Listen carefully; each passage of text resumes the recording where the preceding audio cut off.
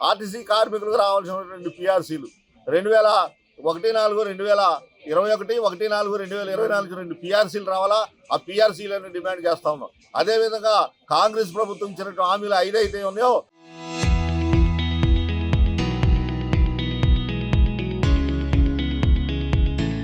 వాటిని అమలు చేయాలని డిమాండ్ చేస్తాను.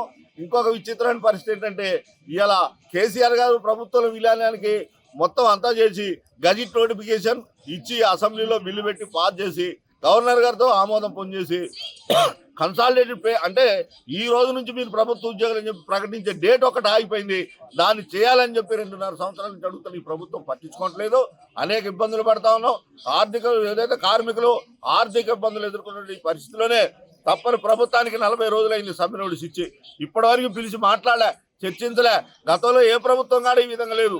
మాట్లాడినప్పుడు తప్పనిసరి పరిస్థితిలోనే ఇలా రోడ్డెక్కి సమ్మెకు పోవాల్సి వచ్చినటువంటి పరిస్థితి ప్రభుత్వం యాజమాన్యం కల్పించింది. సరే, ఏదేమైనా కానీ సమస్య పరిష్కారం అయ్యేంతవరకు తప్పకుండా కార్మికులందరూ ధైర్యంగా సమ్మెలో ఉండి సమ్మెను కొనసాగించి సమస్యలు పరిష్కరించుకోవాలని చెప్పేసి మీ ద్వారా తెలియజేస్తా ఉన్నాం.